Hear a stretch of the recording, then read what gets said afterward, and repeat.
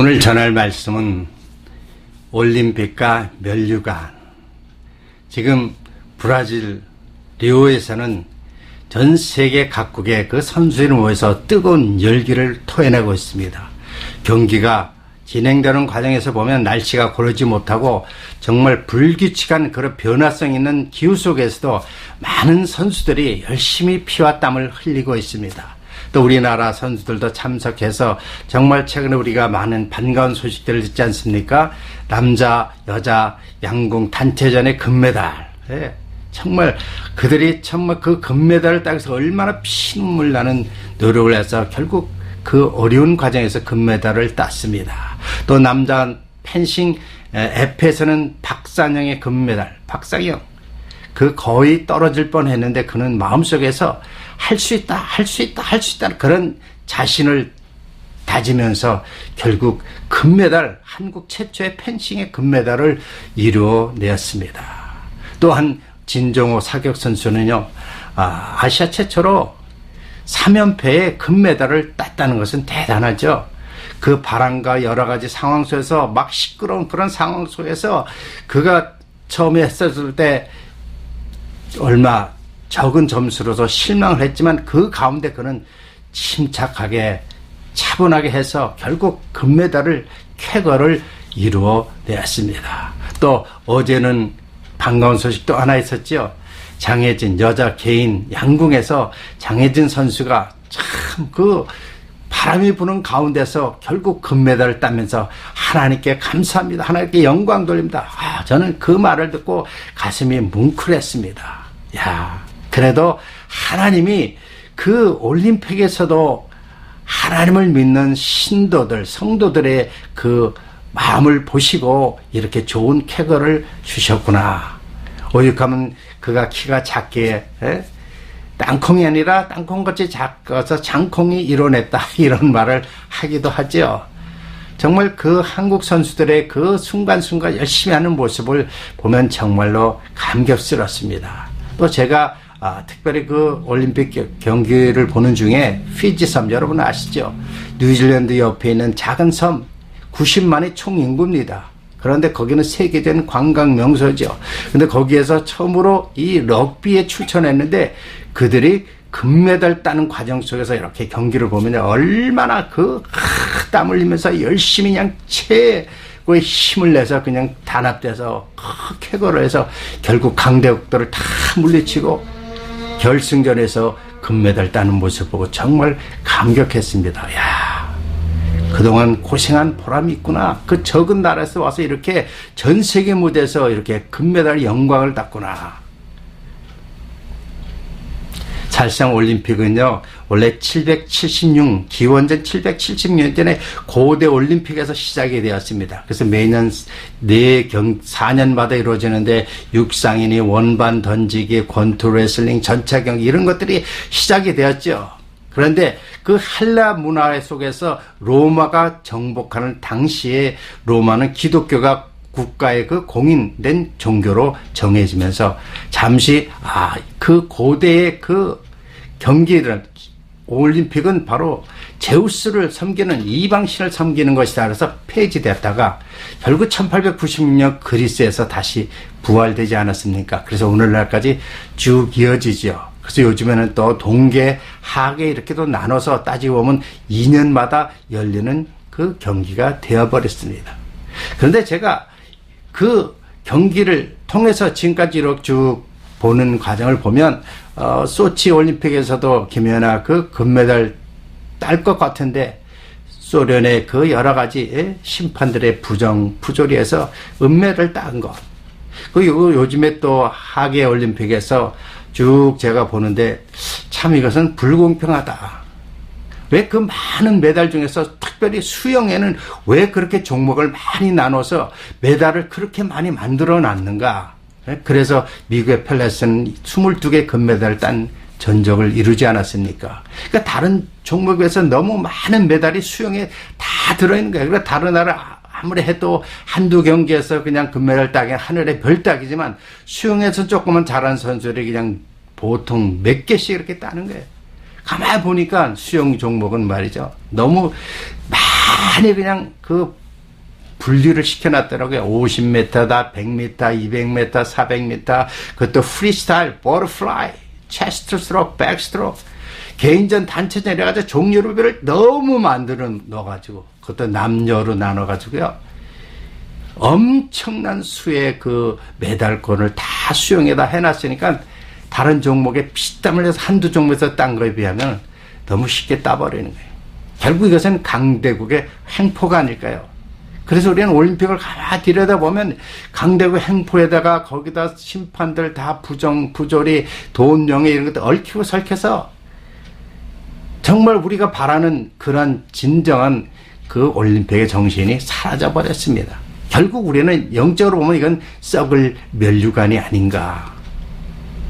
사도 바울은요, 고린도전서 9장에서 바로 이 고린도 교인들이 바로 이 올림픽 경기와 비슷한 경기, 그 당시에 이스미안이라는 경기를 있는데 그 당시 그 경기를 통해서 바로 고린도 교인들에게 영적인 메시지를 그 비유해서 전해야 되겠다.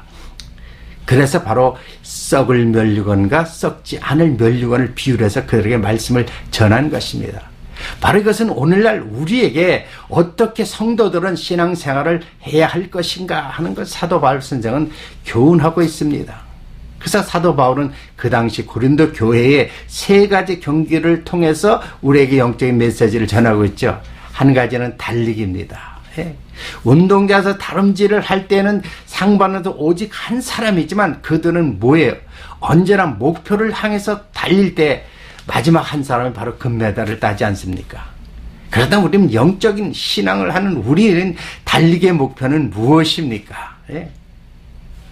우리의 신앙의 목표, 우리가 열심히 올림픽 정신으로 열심히 신앙생활을 달리기의 목표는 어딜까요? 빌립보서 3장 14절 표대를 하여 예수 그리스도 안에서 하나님 위에서 부르신 부름의 상을 위해 쫓아가노라.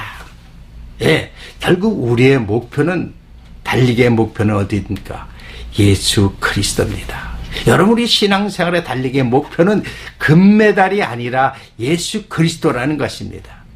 그래서 사도 바울은 너희들의 목표, 신앙생활의 목표는 바로 운동장에서 뛰는 그 달리기 하는 목표는 바로 금메달이 아니라 예수 그리스도를 향해서 달려가라는 것입니다. 두 번째는 바로 권투를 비유하고 있습니다. 내가 내 몸을 쳐 복종하게 하면 내가 남에게 전파된 후에 내가 버림을 받을까 하는. 여러분 권투는 어떻습니까? 상대방을 쳐서 넘어뜨리고 해야 되지 않습니까? 여러분 홍수환 권투 선수 7전 8기식으로 몇 번 넘어지고 결국에는 승리한 모습을 보면 결국 상대편을 쓰러뜨려야 됩니다. 그런데 사도 바울은 이 권투를 비교해서 무엇이랍니까? 상대편을 쳐서 쓰러뜨린 것이 아니라 나 자신을 쳐서 나를 복종해야 돼. 그러니까 나를 치는 게 중요하다는 것입니다. 그러니까 신앙생활할 때 가장 중요한 게 나를 치는 것이 먼저입니다. 결국 나를 치는 것은 내가 절제할 수 있는 그런 마음을 가지고 신앙생활을 해야 되는 것입니다. 그러니까 성령의 그 9가지 열매 중에서 마지막이 뭐예요? 절제입니다. 그만큼 나를 치는 절제가 신앙생활에 승리할 수 있다는 것입니다. 세 번째는 바로 사도 바울은 또 레슬링을 비유하고 있죠. 레슬링은 바로 씬입니다. 상대편 가서 넘어뜨리는데 그 어렵게 넘어뜨리죠. 그러니까 레슬링은 우리가 제가 알기로는 두 가지가 있습니다. 그레코로만 경기와 자유형. 그레코로만 경기는 바로 허리 이하를 공격해서는 안 되는 것이죠. 그리고 자유형에는 아무나 공격해도 되는 것입니다. 그 우리나라 양정모 선수 최초의 올림픽 금메달 딴 것 아시지 않습니까? 그런데 바로 우리의 싸움은 우리의 레슬링은 어디예요? 이런 육체적인 혈과 육에 대한 것이 아니라 정사와 권세와 이 어둠의 세상 주관자들과 하늘의 악한 영들과의 싸움이다. 결국 우리의 싸움은 육적인 싸움이 아니라는 겁니다. 영적인 싸움. 하늘의 그 어둠의 권세들과 싸워서 승리해야 된다는 것입니다. 그래서 우리는 하나님의 전신갑주를 취하라. 그러고 나서 하나님 말씀으로 성령의 검으로 우리는 승리해야 된다는 것입니다. 하나님의 전신갑주는 무엇입니까? 진리의 허리를 띠고 의의 흉배를 차고 평안의 복음의 신을 신고 믿음의 방패 구원의 투구를 가지고, 이거 바로 하나님의 전신갑주죠. 이런 것으로 우리 몸을 방어하고, 바로 우리는 그런 가운데 하나님의 말씀을 가지고 악한 영들과의 싸움에서 승리를 해야 되는 것입니다. 이것이 바로 썩을 면류관이 아니라 썩지 않을 면류관을 얻는 비결이라는 것입니다. 그래서 하나님은 이 사도 바울을 통해서 올림픽 경기, 우리가 임하는 보고 있는 올림픽 경기를 통해서 우리가 깨달을 수 있는 것은 그저 보고 기쁘고 즐거운 것이 아니라, 신앙생활하는 사람은 올림픽 경기를 비유해서 나의 신앙의 올림픽 경기를 통해서 우리는 무엇을 얻을 것인가, 무엇을 어떻게 해야 할 것인가, 굉장히 중요한 생각입니다. 그래서 예수님은 온 인류에서 가시면류관을 쓰시고 피를 흘리시고 우리의 모든 죄를 담당하셔 십자가에 돌아가셨습니다. 그리고 고린도전서에는 바로 우리가 썩을 면류관을 바라지 않고 썩지 않을 면류관을 향해서 여러분 달려가라고 말씀하고 있습니다. 기쁨의 면류관, 자랑의 면류관, 의의 면류관, 생명의 면류관, 영광의 면류관, 금면류관, 이런 면류관들이 금이나 은이나 동메달보다는 우리 믿는 자들은 하나님이 천국에서 여러분을 위해서 준비하고 계신다는 것입니다. 수많은 메달도 중요하지만 정말 중요한 것은 믿는 자가 이러한 면류관을 통해서 우리는 준비하고 싸우고, 면류관을 통해서 여러분 표대를 향하여 예수 그리스도를 향하여 전진해야 될 것입니다. 사랑하는 성도 여러분, 이번 올림픽을 통해서 우리가 정말 기대 이상도 있지만 기대 이하도 많이 있습니다. 실망도 합니다. 그러나 실망하지 마십시오. 박태환이가 수영에서 떨어졌다고 그를 비웃거나 실망하지 마십시오. 그는 그만큼 시간이 부족했고 많은 비판 속에서 그는 정말 어려움과 괴로움을 당했을 것입니다. 그를 위로하고 정말 우리는 주 안에서 이제는 정말 썩지 않을 면류관을 향하여 달려가야 될 것입니다. 그것이 바로 여러분의 믿는 자의 도리고, 우리가 이런 세계적인 세상적인 썩을 면류관을 통해서 보고 우리는 많은 것을 느끼고 깨달아야 할 것입니다. 세상의 그 올림픽은 바로 우상을 숭배하는 그 가운데 이루어지는 것이기 때문에 썩을 면류관입니다. 결국은 남는 것은 아무것도 없지요. 그러나 우리는 썩지 않을 면류관을 통해서 달려갈 때는 반드시 우리는 천국에 어마어마한 놀라운 그 상급으로 면류관들이 여러분을 향해서 준비해 놓고 계신다는 사실입니다. 이번 리오의 올림픽을 통해서 우리는 우리 자신의 신앙을 다시 한번 점검하시고 우리는 무엇을 향해 달려갈 것인가를 잘 생각하시기를 주의 이름으로 축원합니다. 기도하겠습니다. 할렐루야. 하나님 감사합니다. 우리는 이번 리오의 올림픽을 통해서 우리 자신의 올림픽을 바라보게 하시고 이제 썩지 않을 면류관을 향해서 달려가게 하여 주시옵소서. 예수 그리스도의 표대를 향하여 전진하게 하시고 우리는 나 자신을 쳐서 복종시키며 이제 정말 하나님 영광을 위해서 영광에게 싸움에 승리할 수 있게, 악한 영들과의 싸움에 승리할 수 있게 우리는 정말 하나님의 전신갑주를 취하고 성령의 검으로서 승리할 수 있는 저희들 되기를 원합니다. 주여 함께 하시고 홀로 영광 받아 주시옵소서. 살아계신 예수 그리스도의 이름으로 감사하며 기도드리옵나이다. 아멘.